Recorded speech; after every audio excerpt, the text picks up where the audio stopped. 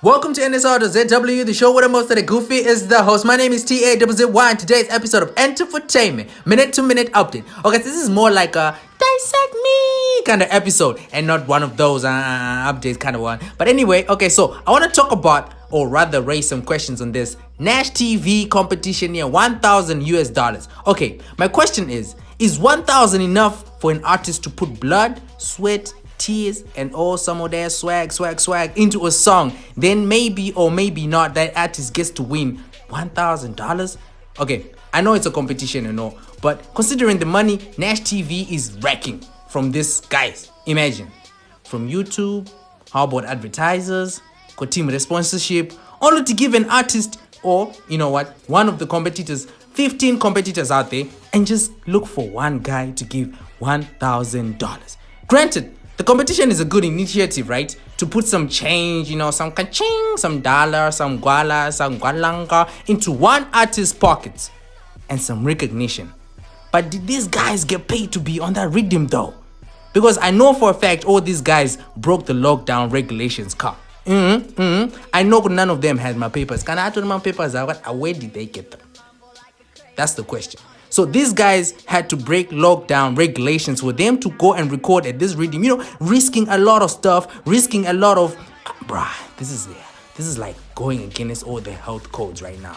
I know all those studios will be bad, So my question is 1,000 enough just to give to one person?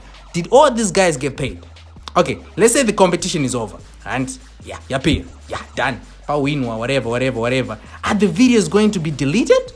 Or will Nash TV keep them up? But you go cash, the money, the chelete, the money, but these videos are going to keep on generating money. They're just going to keep on getting views. They're going to keep on being posted there and they're just making money. So are they going to delete them after, or they're just going to keep them up there? Because I need to know, man. Me and some people out there, I'm not going to name them. We need to know about this thing. But whoever at Nash TV had this idea in their mind, is a genius, a money maker, Queen Bee Chaiye. But anyway, let's move back a bit, to past scandals. Yes, this strategy is like, now I'm looking at this, I'm like, this might be the reason that Alana and team decided to sell Fadza Mutengi Vega.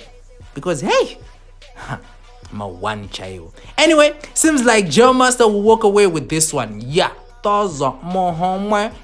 he's leading with something like, from the last time that we were checking, it was kind of like 196k views, and that's like a lot in Zoom, bro. That's like a lot in Zoom. And followed with Freeman and Bazooka trailing close by. Those are the guys who are really like promising. One of these guys are probably gonna get it. The competition is Freeman and Bazooka, but it seems like Jah Master is way ahead right now, man. He's taking it, but yeah.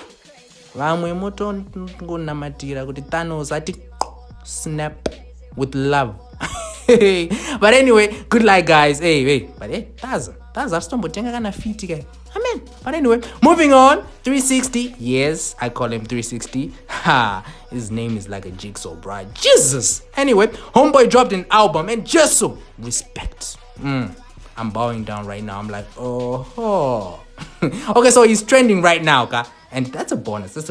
I started liking this guy's music when he did a song on mental health. I was like, not many rappers in Zim. In fact, not many rappers in the region are doing this stuff. And this guy, 360, he went out there, did a song on mental health. Ooh. And I thought, man, this is amazing. Most of the rappers out there, they be talking about money, swag, beds, coins, ching, ching, ching, ching, ching, ching, ching, and nothing that makes sense. And this guy had to come out there, drops an album, dope album. It's got a lot of feelings into it. But anyway, so I managed to ask him about the album, right? etc, etc. And this is what he had to say about the Golden Project. Well, purple.